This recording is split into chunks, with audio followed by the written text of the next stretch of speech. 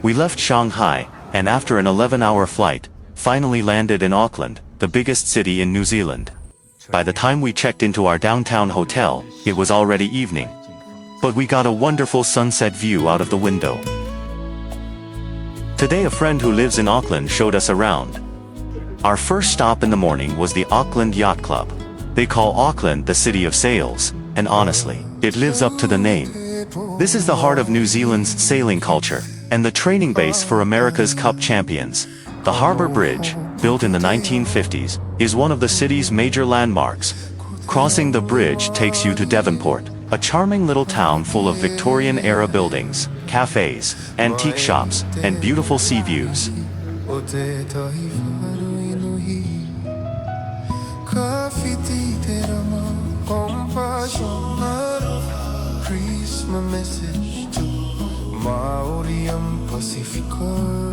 And of course, you can't skip fish and chips in a seaside town. Super fresh fish, huge portions. Next, we visited the Auckland War Memorial Museum. Built in 1929, it looks like a classical temple from the outside. Inside, it houses an incredible collection of Mbori and Pacific artifacts, one of the best places to learn about New Zealand's history. We asked a passerby to take a photo for us, and the result was hilarious. Right nearby is the Winter Garden. These glass houses were built in the 1920s, one warm, one cool, showcasing plants from all over the world.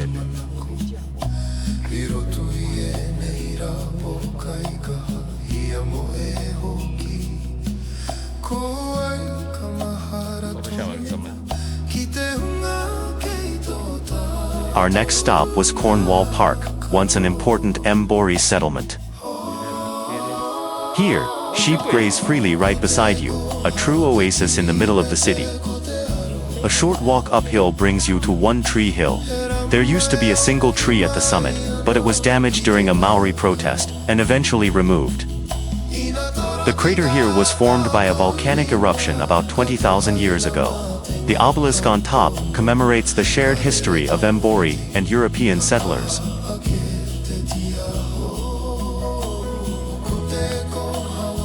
From the summit, you get a full 360-degree view, Auckland and the nearby islands all spread out below.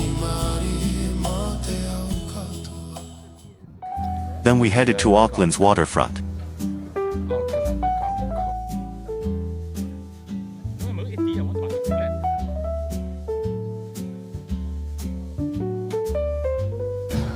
The harbor area is packed with restaurants, bars, and marinas full of yachts.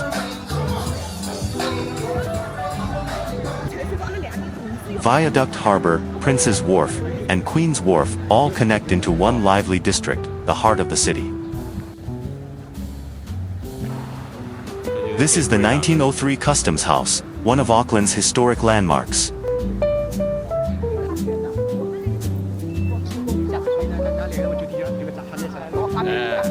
Workers were busy putting up Christmas decorations. Pretty unique, isn't it? Apparently that sculpture is of a Maori figure.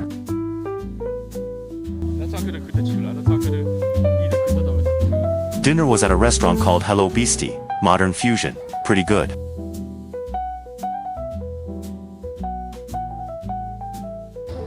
Afterwards, we strolled along Queen Street, Auckland's 5th Avenue. Luxury stores line both sides, though we barely saw any shoppers. Queen Street runs from the waterfront all the way uphill, about 1.7 kilometers, basically the backbone of downtown.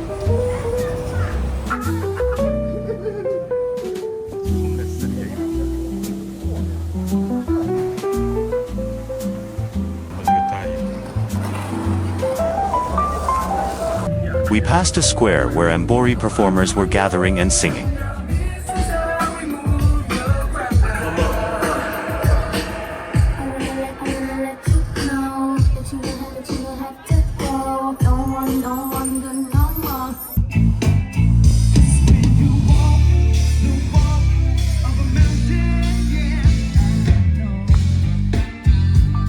Right next to the square is the Auckland Town Hall, which also serves as the concert hall of the Auckland Philharmonia Orchestra. And towering over the city is the Sky Tower, the tallest building in the Southern Hemisphere until 2022. Today, our private 6-person tour officially began. First stop, the Waitomo glowworm caves. They're known as one of the most magical places in New Zealand. Inside the limestone caves, thousands of New Zealand glowworms light up the ceiling with a blue-green glow, supposedly looking like this in the photo. But what we actually saw looked more like this. During the boat ride, you're not allowed to talk or take photos until the very end, when they let you snap one or two. Our second stop was the Agrodome in Rotorua, basically a theme park showcasing classic New Zealand farming culture. Visitors hop on tractor-pulled wagons to tour the grounds.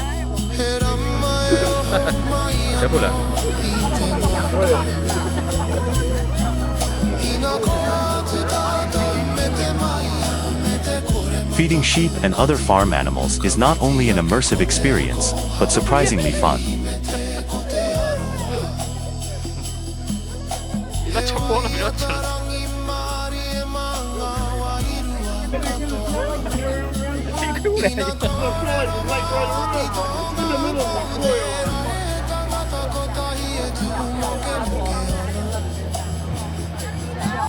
We even got to interact with llamas.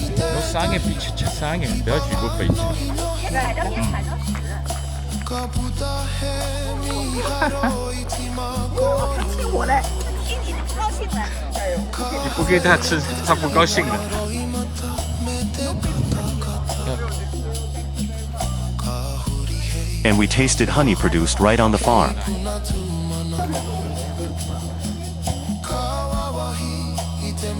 The scenery here is beautiful, almost Swiss-like.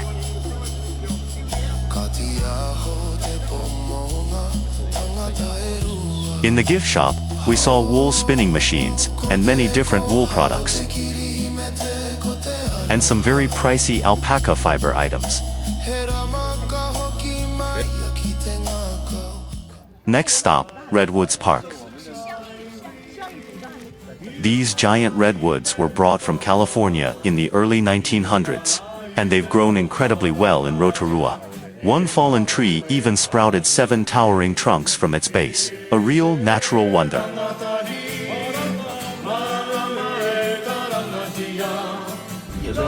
Then we headed to Rotorua's government gardens.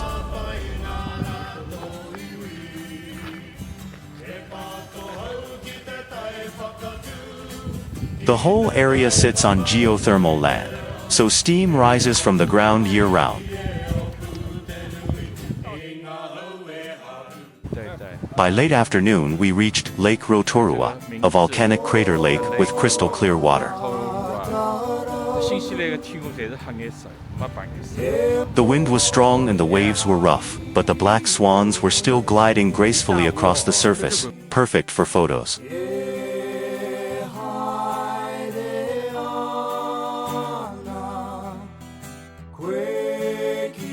There are plenty of other birds here too.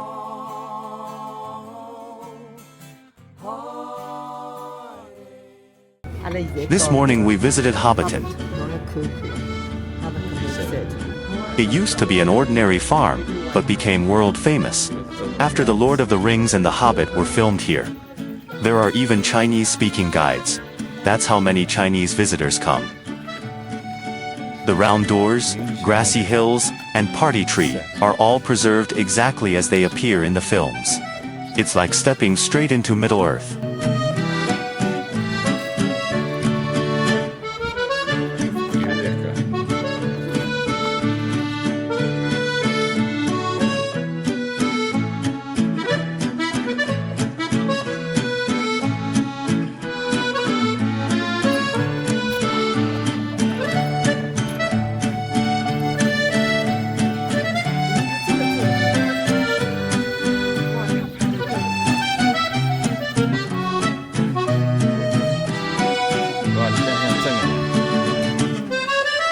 A newly completed Hobbit Hole interior, finished just 2 years ago, is incredibly detailed.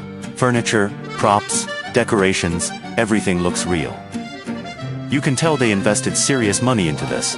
Are they planning another Hobbit movie?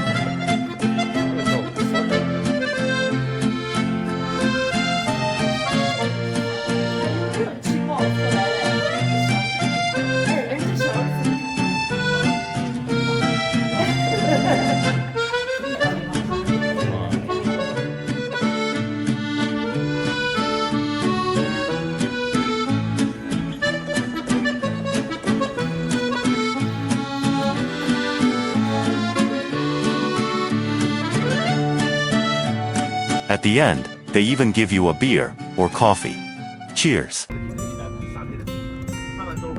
Back in Auckland that afternoon, we braved the rain and climbed Mount Eden, the city's highest volcanic cone.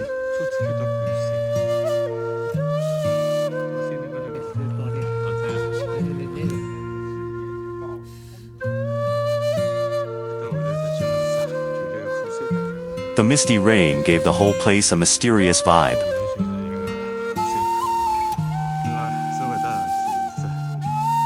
From the summit you normally get a full 360-degree view of the city.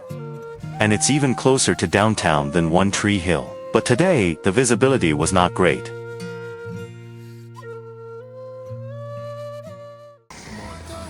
Next we visited Mission Bay, one of Auckland's most popular city beaches.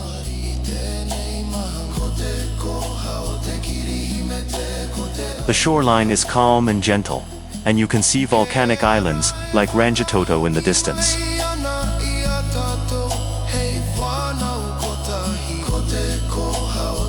Our final stop of the day was the Savage Memorial, dedicated to New Zealand's first Labour Prime Minister. From here you get a sweeping view of the entire bay, the perfect way to wrap up our North Island journey. See you on the South Island.